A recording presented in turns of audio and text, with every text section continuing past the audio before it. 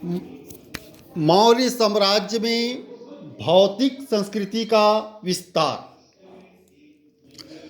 मौर्य साम्राज्य में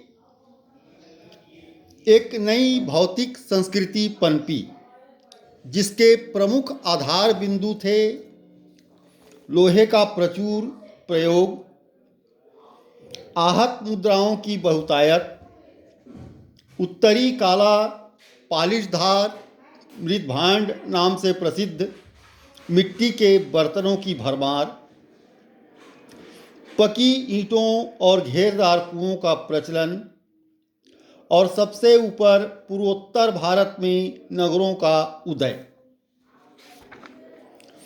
मौर्य संपर्कों के जरिए ही इस्पात बनाने की कला देश के कुछ भागों में फैल गई होगी, क्योंकि मौर्य साम्राज्य एक विशाल साम्राज्य था और इसका क्षेत्र विस्तार बहुत बड़े भूभाग में फैला हुआ।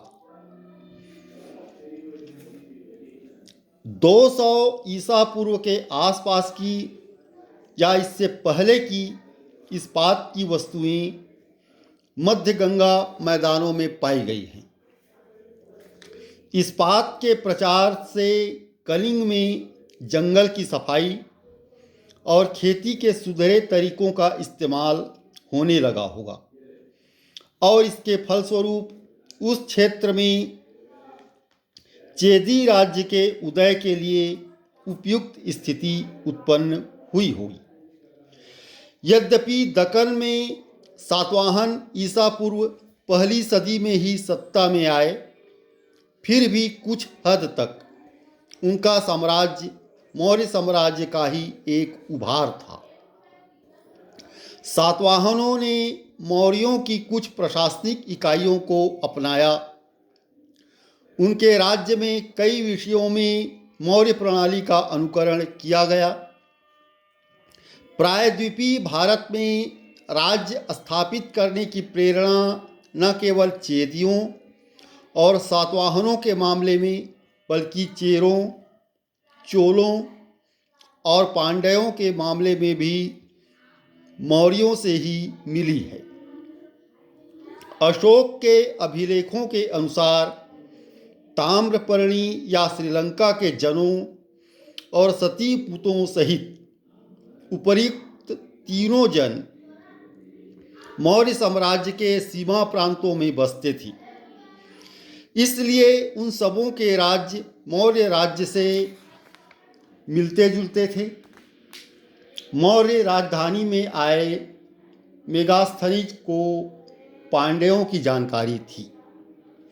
अशोक अपने को देवों का प्यारा कहता था।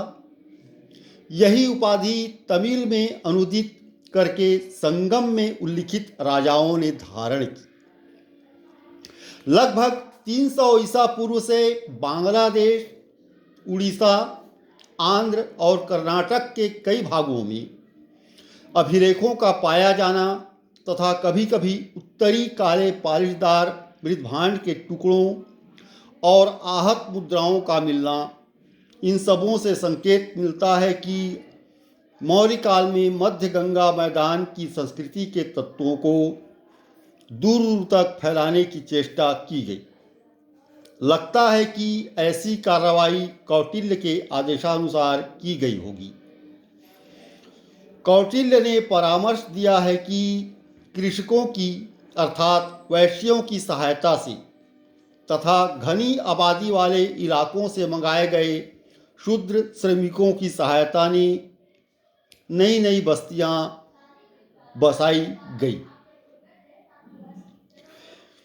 परती जमीन को तोड़ने के वास्ते नए किसानों को कर से छुटकारा दिया जाता था और मवेशी, बीज और धन भी दिया जाता था। राज्य ने यह नीति इस आशा से अपनाई कि इस प्रकार जो कुछ लगाया जाएगा उसका प्रतिफल अवश्य मिलेगा। ऐसी बस्तियां उन इलाकों में आवश्यक थी जहां के लोग लोहे के फाल से परिचित नहीं थी। इस नीति के फलस्वरूप विशाल क्षेत्र में खेत और बस्ती का विस्तार हुआ।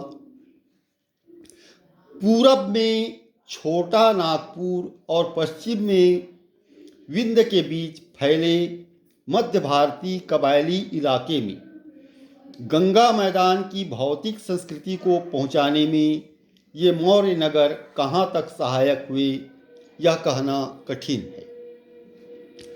पर इतना तो स्पष्ट है कि अशोक ने कबायली लोगों से निकट संपर्क बनाए रखा और उन्हें धर्म का पालन करने के लिए प्रोत्साहित किया।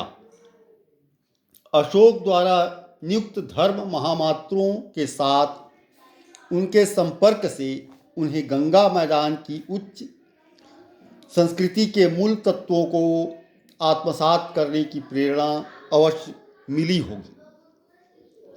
इस अर्थ में अशोक ने संस्कृति संक्रमण की सुविचारित और सुव्यवस्थित नीति चलाई।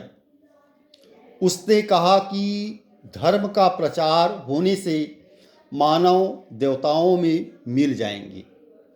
इसका आशय यह है कि कबायली और अन्य लोग स्थायी रूप से बसने और कर चुकाने वाले किसानों के समाज की रीति अपनाएंगे और माता पिता और राजा के प्रभुत्व के प्रति तथा उस प्रभुत्व के सहायक भिक्षुओं, पुरोहितों और अधिकारियों के प्रति आदर भाव रखेंगे। उसकी यह नीति सफल हुई। उसने कहा है कि शिकारियों और मछुआरों ने हिंसा का त्याग करके धम्म को अपनाया। इसका अर्थ यह हुआ कि उन्होंने स्थिरवासी कृषकों का व्यवसाय अपना लिया। इस प्रकार मौर्य साम्राज्य में भौतिक संस्कृति का विस्तार हुआ, जिसके आधार बिंदु थे लोहे का प्रचुर प्रयोग, आहत मुद्राओं की बहुतायत, उत्तरी काली पालिशदार मृदभांड, पकी ईंट और घेरदार कुओं का प्रचलन और नगरों का उदय। उत्तरी पूर्वोत्तर भारत में विशाल मात्रा में, बड़ी मात्रा में नगरों का उदय। इस काल में ये सब इसके आधार बिंदु थे। मौर्य साम्राज्य के जो भौतिक संस्कृति का विस्तार हुआ, कबायली लोग कृषि कार्य में लगे।